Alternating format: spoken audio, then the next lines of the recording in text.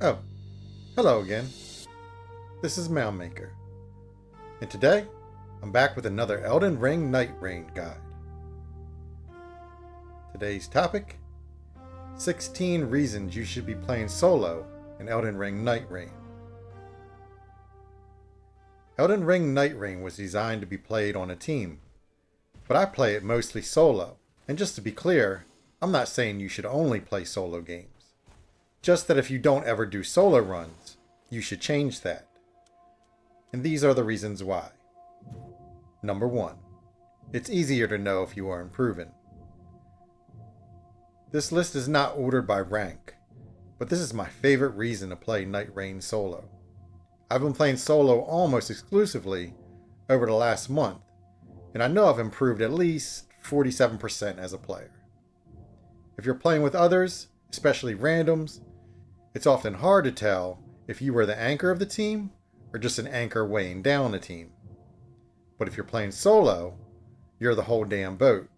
And if you succeed in sinking less over time, you know that you're getting better as a captain. Number 2. You will improve faster. My first 100 runs were all with a team. And while I improved, the improving didn't start accelerating until I started playing solo. There's many advantages, but I'm just going to focus on one here. And that's learning the boss's mechanics becomes easier the more you fight them. And when it's you and your team versus the boss, you can rely on your teammates to come in and save you when your health gets low. You can also rely on them meleeing the boss while you sit back and hit them with arrows. But in solo, none of that is true. You have to do it all on your own. Any past Souls games force this on players, but Nightreign gives you an option to contribute as much as you want when you're on a team.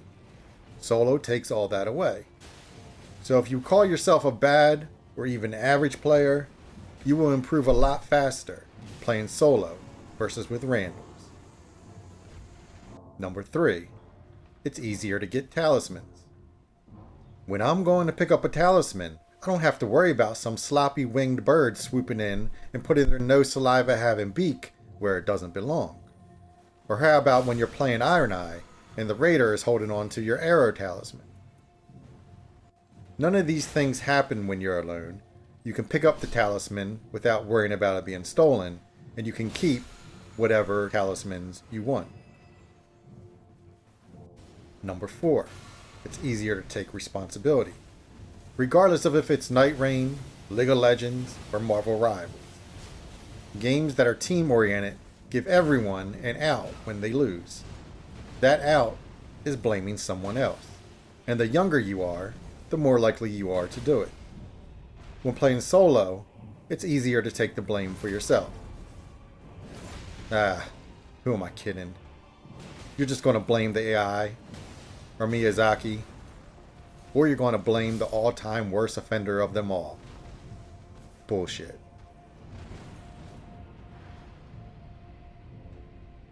Number 5. Easier to deal damage.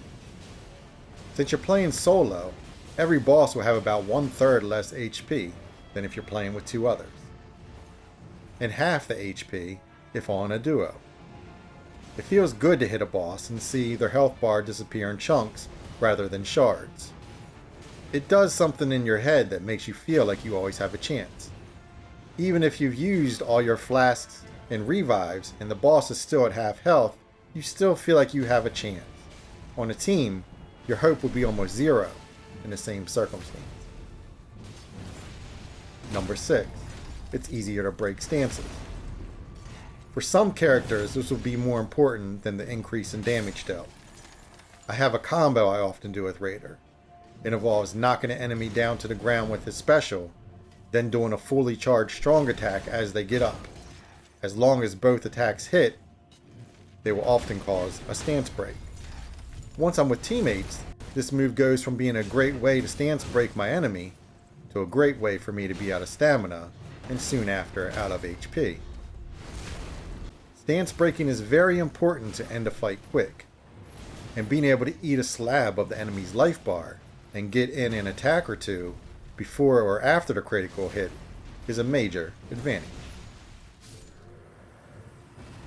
Number 7. It's easier to nope out of bad situations. If I'm level 4, I don't want to fight this guy. Or this guy. And especially not this guy. But randoms are attracted to these things to the point that I start to think that they must see something different than what's on my screen. Number 8. It's easier to hit the boss.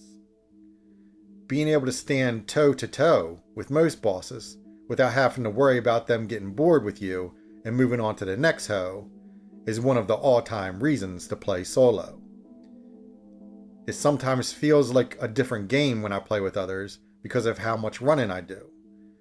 But when I'm solo, it's mostly just them standing right in front of me.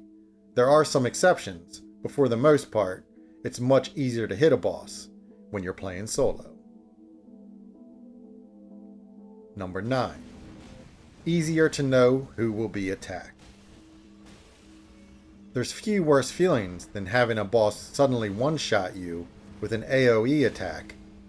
It's even worse when a second ago he was on the other side of the map fighting your teammate. When you're playing solo and he does the tell for his AoE attack, you know where that AoE attack is going, directly to your face. Number 10. Easier to obtain Winding Graces. The main map merchant has a guaranteed Winding Grace. The Day 3 Night Lord area merchant also has a guaranteed Winding Grace. Which means in most cases, you'll have at least 3 revives on the ready for the Night Lord. This can go up to 4 revives if you get the bonus merchant, who are randomly present on maps and marked with this symbol. I've had some games where I get ragdolled repeatedly by the Night Lord and I still win because I have so many extra lives. Number 11. It's easier to mess up a run and still win. Kind of on the same line as the last one, it doesn't matter much what your run looks like. As long as you're a competent player who understands the mechanics of the bosses, you're likely going to win. In an attempt to drive myself crazy, I've been playing a lot of dagger-only Duchess. I've been level 4 for the Day 1 boss multiple times. I've been as low as level 9 for the Night Lord. And it doesn't normally matter. Sure, I have a few L's with her, but for the most part, understanding the boss fight is more important than everything else and can cover up the messiest of runs. Bad runs are much harder to overcome when on a team, unless everyone is completely competent. Number 12. It's easier than playing with randoms, especially if you're better than most randoms. Let's rehash this. If everyone on your team is completely competent, playing on a team should be easier unless you are a god tier player. But if you're the only competent player and the other 2 randoms are incompetent, or even if there's 2 competent players and only 1 incompetent player, one of the competent players will have an easier time playing solo. But what if you don't consider yourself a competent player? Play a lot of solo and you'll become competent. Number 13. It's easier to take on groups. The game's AI lets you fight most groups in a one-on-one when you're playing solo. One of the enemies aggroes, the rest sit back and wait for something to happen. When playing in groups, things tend to be less organized and a lot more chaotic. You can be fighting one enemy and then get hit in your back by another enemy. Because of the way the AI works when you're playing solo, that does not happen as often. Number 14. You can improve your weak link characters without hurting your team.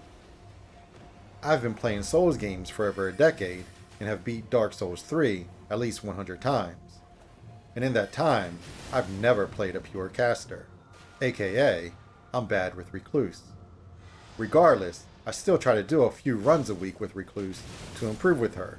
If I were playing on a team, I'd for sure be in the incompetent category with her and hurting everyone else's runs. So until I can win with her on a regular basis solo, I won't even consider playing with the team. Number 15. You can leave the game without any penalty. I don't normally abandon a run. I used to, but have stopped since learning you can be extremely underleveled and still have a winning run. But in some cases, I still abandon runs. For example, if I'm fighting one of the new Everdark bosses for the first time, I want the bonus merchant so I can have a guaranteed 4 revives for that Night Lord. If no extra merchant is there, I exit out and retry until I get the bonus merchant. I would not be able to do this on a team without getting a penalty. Number 16. You can avoid getting nasty messages telling you to delete the game, all because you were drunk at 3 AM and having fun instead of taking the game too serious. I did offer to PvP him in any Souls game, and I was hoping he'd pick Dark Souls 3, but he picked to ignore me instead.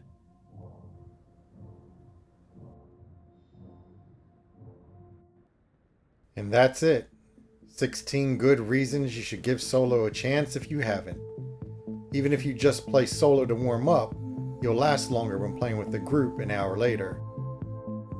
So, until next time, take care.